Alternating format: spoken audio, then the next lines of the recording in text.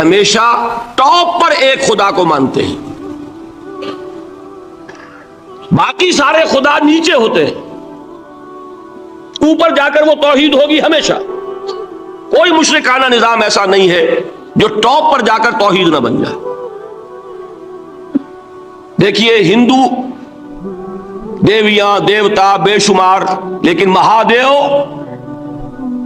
وہ بھی کیا دو ہیں؟ مہادیو وہ تو ایک ہے۔ انگریزی میں گاڈز گاڈیسز، لیکن وہ چھوٹے جی سے لکھے جائیں گے، چھوٹے جی سے لکھے جانے والے gods and goddesses. Roman mythology ہو، گریک مائتھولوجی ہو، ان دیویوں دیوتاؤں کے نام ہی آپ نہیں یاد کر سکتے، لیکن گاڈ بڑے جی سے وہ ایک ہے کہ نہیں؟ ٹاپ پر جو ہے وہ ایک ہے، اس کو وہ بھی مانتے ہیں کہ اومنی پوٹنٹ، اومنیشنٹ، اومنی پریزنٹ، علی کل شیء قدیر، بکل شیء علیم، ہر جگہ موجود، وہ تو ایک ہی ہے، وہ تو کیپٹل جی سے لکھا جائے گا۔ باقی اس کے نیچے فوج ہے دیویوں کی، دیوتاؤں کی، خداؤں کی اور خدانیوں کی، وہ گاڈز اینڈ گاڈیسز ہیں۔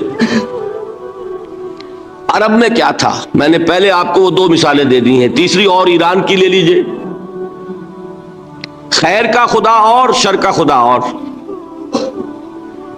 ایک یزداں ایک اہرمن، ٹھیک، سنویت ہو گئی نا، دو خداؤں کو مانا، لیکن وہی ہے جو خدائے خدائے گاں، خداؤں کا خدا، اس کو ایک ہی مانتے ہیں۔ یہی معاملہ عرب میں تھا، اللہ وہ ایک ہی تھا ان کے ہاں۔ قرآن میں آتا ہے ان سے پوچھئے وَلَئِن سَأَلْتَهُم مَّنْ خَلَقَ السَّمَاوَاتِ وَالْأَرْضَ لَيَقُولُنَّ اللَّهُ، جب ان سے کہا جاتا ہے کہ کس نے پیدا کیا آسمان اور زمین کو، یہ فوراً کہیں گے اللہ نے۔ فَأَنَّىٰ يُؤْفَكُونَ، تو یہ ماننے کے بعد کدھر جا رہے ہیں؟ وہ کیا کہتے تھے کہ وہ بڑا اللہ تو ایک ہی ہے، لیکن چھوٹے آلہہ ہیں۔ آلہہ اور اللہ میں وہی فرق ہے جو کیپٹل جی کا گاڈ اور چھوٹے جی سے گاڈز اینڈ گاڈیسز، وہی فرق ہے کہ جو مہادیو اور دیویوں اور دیوتاؤں میں ہے، وہی وہاں تھا۔ اللہ وہ ایک اور سپریم، سب سے بالا تر، اس سے اوپر کوئی نہیں، تخلیق میں اس کا کوئی ساجی نہیں، لیکن اس نے کچھ آلہہ ہیں جنہیں کچھ اختیارات تقسیم کیے ہوئے ہیں، کچھ اس کے لاڈلی ہستیاں ہیں جو سفارش کر سکتی ہیں۔ بس یہ شرک تھا مشرکین مکہ کا۔ بات سمجھ رہے ہیں؟ اس کا جائزہ لیں گے تو آپ کو، اور جو آج شرک کی اقسام میں بیان کروں گا اس کو ہاتھ میں لیں گے تو کسی موحد کا تلاش کرنا مشکل ہو جائے گا۔ ڈھونڈ اب ان کو چراغ رخ زیبا لے کر، آج جن کا نام مسلمان ہے ان کی اکثریت کسی نہ کسی نوع کے شرک میں مبتلا ہے۔ اب آئیے اقسام شرک۔ اقسام شرک میں بھی وہی کیفیت ہے جو نفاق کے بارے میں نے عرض کی تھی کہ ایک تقسیم یہ ہے جو علماء نے کی ہے، ایک ہے عقیدے کا نفاق، ایک ہے عمل کا نفاق۔ اسی طرح ایک ہے عقیدے کا شرک، ایک ہے عمل کا شرک۔ عقیدے میں نہیں، عمل میں ہے۔ ایک تقسیم آپ نے سنی ہوگی شرک جلی، شرک خفی۔ ایک ہے ننگا شرک، کھلم کھلا شرک، ایک ہے چھپا ہوا شرک جو نظر نہیں آتا۔ لیکن ایک مغالطہ اپنے دل سے نکال دیجئے، بعض لوگ شرک خفی کو شرک نہیں سمجھتے، یہ بہت بڑی غلطی ہے۔ اگر وہ شرک نہ ہوتا تو حضور اسے شرک نہ کہتے، کوئی اور لفظ، عربی زبان کا دامن جو ہے محدود نہیں ہے، پھر اس کے لیے کوئی اور لفظ اختیار فرمایا جاتا ہے۔ وہ شرک، لیکن ایک شرک ہے جلی جو نمایاں ہے، نظر آ رہا، ایک ہے شرک خفی جو نظر نہیں آ رہا۔ اور وہ کتنا خفی ہو سکتا ہے اس کی ایک مثال دی حضور نے۔ شرک خفی اتنا خفی ہو سکتا ہے، ذرا مبالغہ دیکھیے جو حضور نے بات کو سمجھانے کے لیے مثال میں جو مبالغہ اختیار فرمایا۔ ایک سیاہ اندھیری رات میں ایک سیاہ پتھر پر ایک سیاہ چیونٹی کو رینگتے ہوئے دیکھنا جتنا مشکل ہے اتنا ہی شرک خفی کا پہچاننا مشکل ہے۔ بتائیے، آپ نے فرمایا انا افصح العرب، میں عرب کا فصیح ترین انسان ہوں، اس سے آگے کوئی مثال دی جا سکتی ہے؟ اندھیری رات، تاریک رات، پتھر سیاہ، چیونٹی سیاہ، کون دیکھ سکتا؟ جتنا اس کو دیکھنا ناممکن ہے اتنا ہی شرک خفی کا پہچاننا مشکل ہے۔ گویا کہ اس سے تو اللہ ہی بچائے گا تو انسان بچے گا۔ ایک آخری بات تمہیداً اور عرض کر دوں، پھر میں چلوں گا اقسام پر۔ میری جو باتیں آپ کے سامنے آئی اس سے ایک منطقی نتیجہ نکلتا ہے، کوئی شخص اگر حقیقتاً شرک سے بچ جائے، واقعتاً شرک سے بچ جائے، ہر قسم سے بچ جائے، اس سے بھی اوپر کوئی انسان ہوگا؟ گویا کہ یہ آخری منزل ہے، یا یوں کہیے کہ جس شخص کے بارے میں اللہ تعالیٰ یہ مان لے کہ میرا یہ بندہ شرک سے بری ہے، اس سے بڑی سند کوئی ہے؟ دی ہائیسٹ ٹیسٹیمونیل، سب سے بڑی سند، سب سے بڑی تعریف جو بندے کی ہو سکتی ہے وہ کیا ہے؟ یہ مشرک نہیں۔ یہی وجہ دیکھیے آپ قرآن مجید میں حضرت ابراہیم کے ذکر میں دیکھیں گے، ابراہیم کا مقام کیا ہے؟ خلیل اللہ، ابو الانبیاء، امام الناس، تین نسبتیں ہیں، تینوں بڑی عظیم۔ اللہ کے ساتھ نسبت کیا ہے؟ خلیل، واتخذ اللہ ابراہیم خلیلا۔ ابو الانبیاء، کتنے نبی ہیں ان کی نسل میں؟ اسحاق اور اسماعیل سے چلیے، پھر یعقوب اور یوسف، اور پھر چلیے موسیٰ اور ہارون، اور پھر چلیے سارے انبیاء بنی اسرائیل کے، حضرت عیسیٰ، پھر یہاں تک کہ محمد الرسول اللہ کس کی اولاد ہیں؟ ابراہیم کی، ابو الانبیاء۔ اور نمبر 3، انی جاعلک للناس اماما، امام الناس۔ اور قرآن میں جو سب سے بڑی سند انہیں دی جاتی ہے وہ کیا؟ وما کان من المشرکین، ابراہیم مشرکین میں سے نہیں تھے۔ معلوم ہوا کہ یہ سب سے بڑی سند ہے، سب سے بڑا سرٹیفکیٹ ہے، سب سے بڑا ٹیسٹیمونیل ہے جو اللہ کی طرف سے کسی کو مل جائے۔ میں جو اقسام شرک بیان کرنا چاہتا ہوں تو میری تقسیم ذرا مختلف ہے۔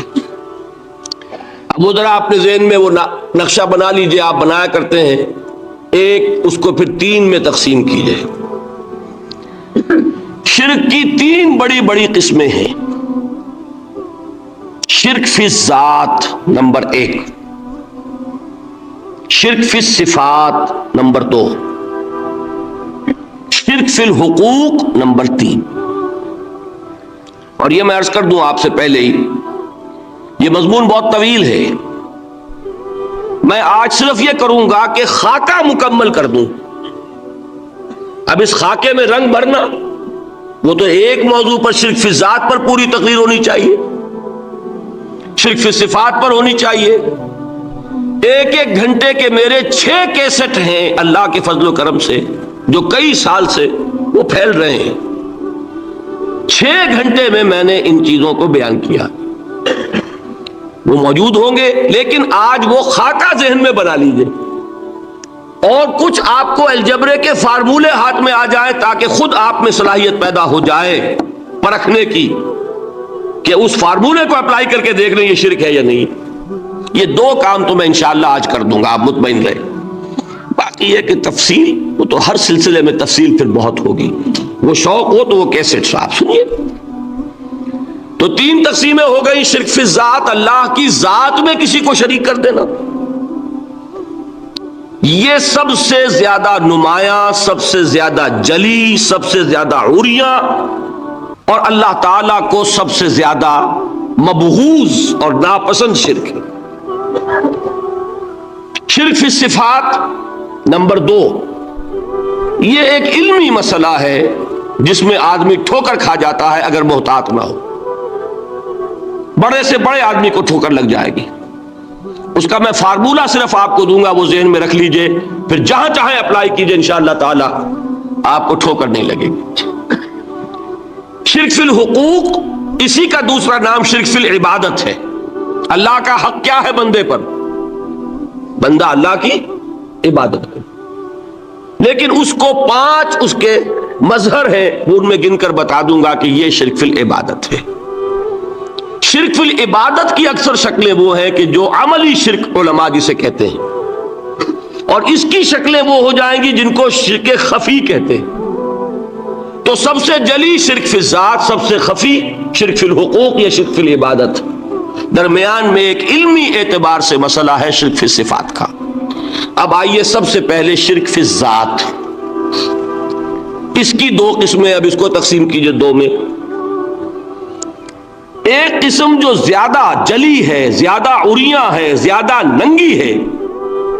یہ عجب ستم ظریفی ہے تاریخ کی کہ وہ ان قوموں میں پیدا ہوئی جو اپنا تعلق رسولوں سے جوڑتی ہیں.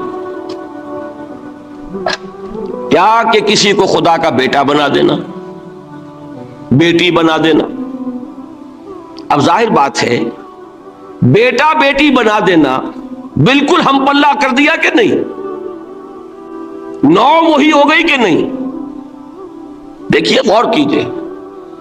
گدھے کا بیٹا گدھا ہوگا، گھوڑے کا گھوڑا ہوگا، خدا کا خدا ہوگا.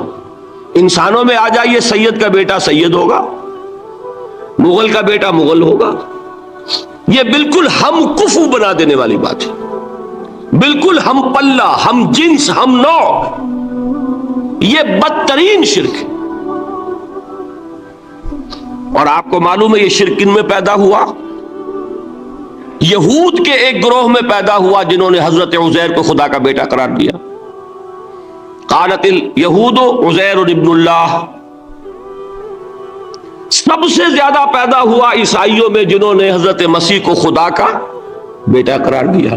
اور واقعہ یہ ہے کہ اس گمراہی میں ان سے آگے کوئی نہیں جا سکتا. ان بدبختوں نے یہاں تک صراحت کی ہے کہ مسیح خدا کا صلبی بیٹا ہے. اس لیے کہ 2 لفظ آتے ہیں، ایک ہوتا ہے ابن، ایک ہے ولد. ان میں ذرا فرق ہے. ابن کا لفظ عربی زبان میں کسی اور سینس میں بھی استعمال ہوتا ہے. ابن السبیل کسے کہتے ہیں؟ مسافر کو. تو کیا وہ مسافر اور کیا وہ رستے کا بیٹا ہوتا ہے، سبیل کا بیٹا؟ ابن الوقت کسے کہتے ہیں؟ اپارچونسٹ. ابن الوقت کوئی اصول نہیں. گنگا گئے تو گنگا رام اور جمنا آئے تو جمنا داس. یہ کیا ہے؟ ابن الوقت. لیکن ابن کے معنی جو ہے وہ بیٹے کے بھی ہیں، تو تعویل ہو سکتی ہے. لیکن انہوں نے ولد کہا ہے. ولد کسے کہتے ہیں؟ صلبی بیٹے. یہ بدترین شرک ہے. یہی وجہ ہے کہ قرآن مجید میں آپ دیکھیں گے کہ جتنا غضب اللہ کا ان پر بھڑکا ہے اس عقیدے پر. وَيُنذِرَ الَّذِينَ قَالُوا اتَّخَذَ اللَّهُ وَلَدًا. یہ قرآن نازل ہوا ہے محمد پر صلی اللہ علیہ وسلم تاکہ وہ خبردار کریں انہیں جنہوں نے یہ کہا ہے کہ اللہ نے کسی کو بیٹا بنایا. یہ سورہ کہف میں ہے، اور اگلی سورت سورہ مریم میں تو ایسا غضب اللہ کا ظاہر ہوتا ہے. وَقَالُوا اتَّخَذَ الرَّحْمَنُ وَلَدًا لَقَدْ جِئْتُمْ شَيْئًا إِدًّا تکاد السماوات یتفطرن منہ وتنشق الارض وتخر الجبال حدا ان دعوا للرحمن ولدا وما ينبغي للرحمن ان يتخذ ولدا. انہوں نے کہا کہ رحمان نے کسی کو بیٹا بنایا. تم بہت بڑی گستاخی کی بات کر رہے ہو. تمہاری اس گستاخی کی وجہ سے آسمان پھٹ پڑنے کو ہے، زمین شق ہو جانے کو ہے، اور قریب ہے کہ پہاڑ ایک دھماکے کے ساتھ گر جائیں، کہ انہوں نے خدا کے لیے بیٹا تصنیف کر دیا. حالانکہ اللہ رحمان، اس کی شان اس سے بہت بلند و بالا ہے کہ اس کے کوئی بیٹا ہو.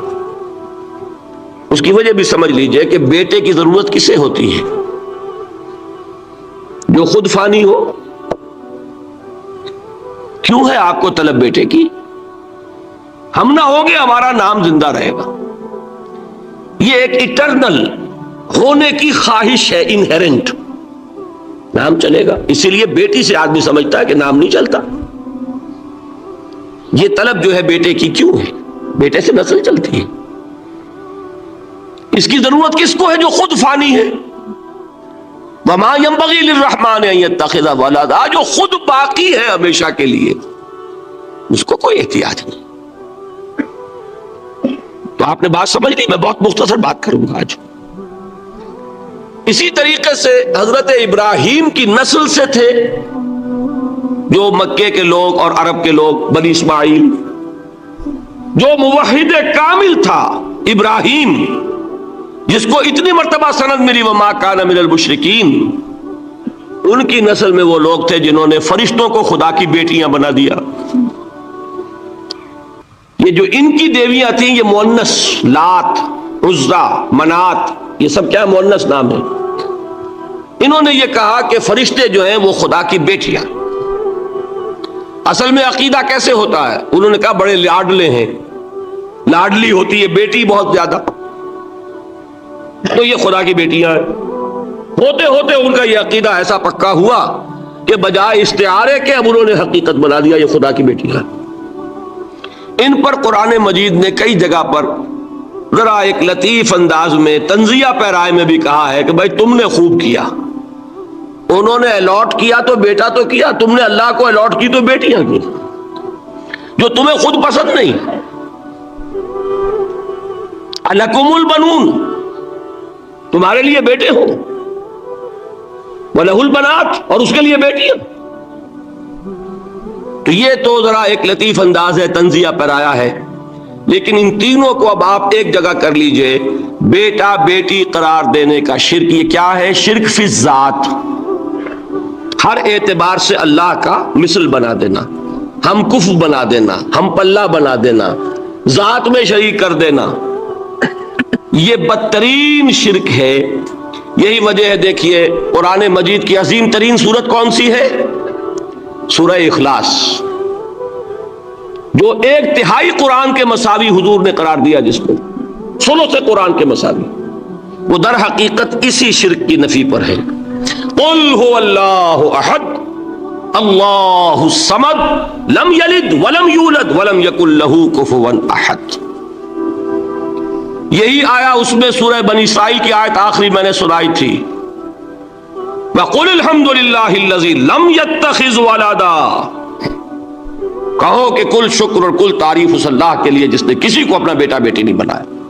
ولد دونوں پر جاتا ہے، اولاد جیسے آپ کہتے ہیں، اولاد بیٹا بیٹی شریک ہوتے ہیں، نہ اس کا کوئی بیٹا نہ اس کی کوئی بیٹی، نہ وہ جنا گیا نہ اس نے کوئی جنا۔ ایک قسم تو یہ ہوئی شرک فی الذات کی۔ دوسری قسم کیا ہے؟ یہ ان مذاہب میں ہوئی ہے جو نبیوں اور رسولوں کی طرف نسبت نہیں رکھتے بلکہ فلسفیانہ مذاہب ہیں۔ ہندوستان کے اکثر مذاہب فلسفیانہ ہیں۔ فلسفیانہ مذاہب میں یہ شرک فی الذات کس شکل میں پیدا ہوا؟ 2 شکلیں پیدا ہوئی، ایک ہماؤست اور ایک حلول۔ حلول کیا ہے؟ اللہ نے کسی انسان کے اندر اپنے آپ کو حل کر دیا، انسانی شکل میں وہ خود ظاہر ہو گیا۔ اوتار کا عقیدہ، انگلش میں گاڈ انکارنیٹ، عیسائیوں میں بھی حضرت مسیح کو گاڈ انکارنیٹ بھی قرار دیا جاتا، خود خدا نے یہ شکل اختیار کر لی۔ رام چندر جی ہوں، کرشن جی مہاراج ہوں، کیا ہے؟ یہ اوتار ہیں، اللہ نے ان میں حلول کیا یا اللہ نے ان کی شکل میں ظہور کیا۔ سمجھ میں آ گیا؟ اور ایک عقیدہ کیا ہے؟ یہ بڑا فلسفیانہ مسئلہ ہے، دیکھیے بڑا ٹیڑھا مسئلہ ہے یہ، لیکن میں اس وقت اس کی تفصیل میں نہیں جاؤں گا، بہت باریک باتیں ہو جائیں گی۔ مسئلہ کیا ہے کہ اگر خدا کو مان لے تو پھر سوال یہ ہے کہ خدا نے اس کائنات کو کیسے پیدا کیا؟ یہ ایک سوال آتا ہے ذہن میں، جس کے نہیں آتا وہ کہے گا پاگل پن ہے، خامخواہ اس پر کیوں سوچتے ہیں، لیکن جس کے ذہن میں سوال آ گیا اس کے لیے بڑی مصیبت ہو جاتی۔ وہ تو سوچتا ہے، انسان کا اختیار نہیں ہوتا اپنے ذہن پر، وہ لاکھ روکے اسے مت سوچو، وہ اور سوچے گا۔ یہ مصیبت ہے فلسفیوں کی، کیسے پیدا کیا؟ اب ایک تصور تو یہ ہے کہ جیسے یہ میز ہے، بڑھئی نے بنایا اس کو، بڑھئی علیحدہ ہے، میز علیحدہ ہے، لیکن اس میں یہ بات ماننی پڑے گی کہ پہلے کوئی چیز تھی جس سے میز بنائی، لکڑی تو تھی نا، اس سے میز بنائی۔ لہذا ہندوؤں میں ایک عقیدہ یہ ہے کہ خدا بھی قدیم، مادہ بھی قدیم، خدا نے اس مادے سے یہ شے بنا دی، مادے سے یہ بنا دی۔ وہی مٹی کی تغاری ہوتی ہے، کمہار اس سے کوئی رکابی بنا دیتا ہے، کوئی وہ ہنڈیا بنا دیتا ہے، کوئی گھڑا بنا دیتا ہے، مٹی تو ہے نا پہلے۔ تو مادہ بھی قدیم، خدا بھی قدیم، اور مادے سے خدا نے یہ شکلیں بنا دی۔ ٹھیک، یہ بھی سنویت ہو گئی، توحید تو ختم ہو گئی۔ تو جن لوگوں کا ذہن تھا توحیدی لیکن اس مسئلے میں الجھ گئے، انہوں نے ایک اور شکل تجویز کی کہ خدا خود ہی اس شکل میں تبدیل ہو گیا۔ کیسے؟ جیسے برف پگھلتی ہے تو پانی بن جاتا ہے۔ پانی کہاں سے آیا؟ برف سے۔ اب کوئی پوچھے برف کہاں ہے؟ بھائی یہی پانی ہے، یہی برف ہے یا نہیں؟ اسی پانی کو آگ کے اوپر آپ نے رکھ دیا، وہ بھاپ بن گئی۔ اب آپ کہیں برف کہاں ہے، پانی کہاں ہے؟ یہی بھاپ جو ہے یہی در حقیقت پانی ہے، یہی بھاپ جو ہے یہی برف ہے۔ یہ ہے وہ ہماؤس پینتھیزم جس کو انگریزی میں کہتے ہیں، کہ خود خدا نے روپ دھار لیا اس کائنات کا۔ یہ دو فلسفے ہیں۔ کیا ہے یہ؟ بدترین شرک ہے۔ پہلی اگر شکل ہے تو وہ انسان خدا قرار پا گیا، جس کو اوتار مانا وہ خدا ہو گیا کہ نہیں؟ اور دوسری شکل میں تو ہر چیز ہی خدا ہے، یہ بھی خدا، یہ بھی خدا، پتھر بھی خدا، درخت بھی خدا، ہر چیز خدا۔ اس لیے کہ وہ برف پگھلی ہے تو پانی بنا ہے، وہ پانی چاہے زیر زمین آ رہا ہے، وہ پانی چاہے زمین کے اوپر دریا کی شکل میں آ رہا ہے یا زمین میں سوتے چل رہے ہیں، پانی تو وہی برف ہے جو پہاڑوں پر ہمالیہ پر پڑا ہوا ہے، وہی پگھل رہا ہے، یہ کچھ بن رہا ہے۔ یہ ہے شرک فی الذات کی دوسری قسم جو دنیا میں رہی، پینتھیزم اور انکارنیشن، یا حلول اور ہماؤست۔ سمجھ میں آگے؟ اب میں ایک بات آپ سے عرض کروں گا، اللہ کا اس امت پر بہت بڑا فضل ہے جس کا آپ کو شکر ادا کرنا چاہیے۔ اس نوع کے شرک سے یہ امت 15ویں صدی شروع ہو جانے کے باوجود تاحال بحیثیت مجموعی محفوظ ہے۔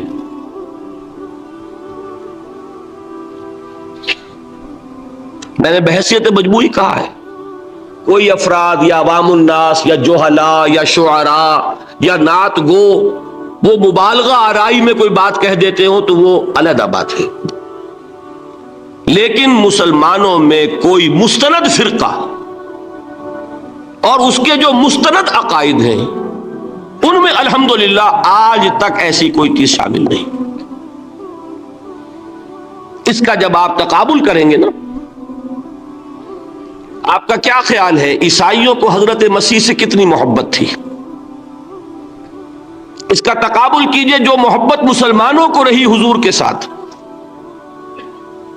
عیسائیوں کی محبت عشر عشیر نہیں بنے گی، اس محبت کے باوجود کہ ہمیں 10 گنا 100 گنا 1000 گنا زیادہ محبت ہے حضور کے ساتھ، لیکن دیکھیے کہ انہوں نے خدا کا بیٹا بنا دیا۔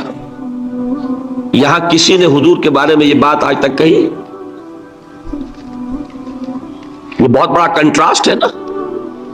یہ در حقیقت عقیدت اور محبت کا غلو ہوتا ہے، تو عقیدت اور محبت کی کمی تو یہاں بھی نہیں، الحمدللہ ان سے زائد ہے، لیکن الحمدللہ ثم الحمدللہ ثم الحمدللہ خدا کا بیٹا تو کسی نے نہیں بنایا۔ اچھا میں ایک اور کنٹراسٹ آپ کو دکھاتا ہوں تاکہ آپ اللہ کا شکر کریں۔ حضرت علی کی کیا نسبت ہے حضور کے ساتھ؟ نبی اور امتی۔ حضرت علی کو خدا کہنے والے پیدا ہوئے کہ نہیں؟ بتائیے نا، کیا وجہ ہے کہ علی کو خدا کہنے والے پیدا ہوئے لیکن محمد کو خدا کہنے والا پیدا نہیں ہوا صلی اللہ علیہ وسلم ورضی اللہ تعالی عنہ. بہت اہم بات ہے، غور کیجئے گا اس میں. حالانکہ حضرت علی کا رتبہ کہاں، حضور کا کہاں. آج بھی آپ دیکھیے آپ کے جاہل عوام کے زبان پر نعرہ یا علی مدد کا ہوتا ہے، یا محمد مدد کسی نے کہا آج تک؟ یہ یا محمد لکھنے کے کام آتا ہے صرف. وہ مسجد پہ لکھ دو تاکہ پتہ چل جائے یہ فلاں فرقے کی مسجد ہے، دوسرا خود ہی بھاگ جائے وہاں سے. یہ صرف کس کام کے لیے ہے؟ باقی جہاں اصل میدان میں بات آتی ہے کوئی نعرہ لگاتا ہے یا محمد مدد، محمد کا رتبہ اونچا یا علی کا، تو ان سے کیوں نہیں مدد مانگی؟ یہ سوالات آپ کے سامنے رکھ رہا ہوں میں. پھر یہ کہ جس طریقے سے کہ غوث اعظم کو پکارا جاتا ہے، کیا محمد کو پکارا جاتا ہے؟ کیا نسبت ہے؟ حضرت علی تو پھر بھی صحابی ہے، خلیفہ چہارم ہے، حضور کے چچا داد بھائی ہے، داماد ہے. غوث اعظم تو بہرحال وہ نسبت تو نہیں ہے. دیکھیے میں اس کا تعلق جوڑتا ہوں ختم نبوت سے. جس طرح اللہ نے خصوصی حفاظت فرمائی ہے قرآن کی، اسی طرح خصوصی حفاظت فرمائی ہے محمد رسول اللہ. یہ اسپیشل پروٹیکشن ہے، ورنہ نہیں ہو سکتی تھی. یہ خصوصی تحفظ ہے اللہ. یہاں بگاڑ پیدا ہو جائے تو صحیح کون کرے گا؟ اب حضرت مسیح کی اصل حقیقت تو حضور نے آگے بتا دی. ذالک عیسی ابن مریم قول الحق الذی فیہ یمترون ما کان للہ ان یتخذ ولدا سبحانہ. یہ حضور نے آ کر حضرت مسیح کی حقیقت بیان کر دی کہ نہیں؟ سورہ مریم کی یہ آیات سنی تھی نجاشی رحمت اللہ علیہ نے جب حضرت جعفر ابن ابی طالب کی زبان سے، تو کیا کہا تھا تنکا اٹھا کر، خدا کی قسم جو ان آیات میں مسیح کا مقام بیان ہوا ہے، مسیح اس سے تنکا بھر بھی زیادہ نہیں ہے. لیکن اگر محمد الرسول اللہ کو خدا کا بیٹا بنا دیا گیا ہوتا یا خدا بنا دیا گیا ہوتا تو کون آتا اس کی اصلاح کے لیے؟ جیسے قرآن مجید کا تحفظ ہے ایسے ہی محمد الرسول اللہ کا تحفظ ہے. وہ تحفظ ہوا کیسے ہے؟ جتنا قرآن مجید نے ایمفیسائز کیا حضور کی بشریت کو، قل انما انا بشر مثلکم، اے نبی ان کو بتاتے رہیے، بار بار بتائیے کہ مجھے کچھ اور نہ بنا لینا، میں بھی بشر ہوں، انسان ہوں. ہاں مجھ پر وحی ہوتی ہے، تم پر نہیں ہوتی، یہ فرق ہے. میں رسول ہوں، تم نہیں ہو. یہ بعد میں ذرا اور مسئلہ میں واضح کروں گا. ابھی صرف یہ نوٹ کیجئے کہ یہ تحفظ جو ہے، جیسے قرآن کو تحفظ دیا لیکن اس کے لیے ذرائع بھی ہے نا. یہ حفظ قرآن کا سلسلہ جو ہے یہ اس کا ذریعہ بنا. یہ رمضان میں تراویح جو ہے اس کا ذریعہ بنی. ہمارے ملکوں کے اندر تو حفاظ کو مسجدیں نہیں ملتی، تلاش کرتے پھرتے ہیں. اور ایک جیسا کہ اینول جشن ہوتا ہے قرآن مجید کا، ہر حافظ اپنا حفظ تازہ کر رہا ہے، حفاظ لگے ہوئے ایک دوسرے کے ساتھ تازہ کرنے میں. یہ ذریعہ ہے اللہ تعالیٰ نے کہ جس کے ذریعے سے قرآن کو محفوظ کیا. تو حضور کو جو حفاظت دی اس کا ایک طریقہ کیا ہوا؟ قرآن مجید میں حضور کی بشریت کا نمایاں کرنا، اور دوسرا یہ کہ خود حضور نے ایسی باریک بینی سے روکا. یہ بھی آپ کو پسند نہیں تھا کہ میں آؤں تو تم کھڑے ہو جاؤ. سنا کہ نہیں سنا آپ نے؟ صحابہ کو آپ روکتے تھے. ایک صحابی کی زبان سے نکل گیا ما شاء اللہ و ما شئت، جو اللہ چاہے اور جو آپ چاہیں. فوراً ٹوک دیا اجعلتنی للہ ندا، کیا تم نے مجھے خدا کا مد مقابل بنا دیا؟ مشیت صرف اس کی ہے. یہ روک ٹوک، یہ وہ چیزیں ہیں کہ جس کی بنا پر اللہ نے تحفظ عطا فرمایا. Like and subscribe for more videos.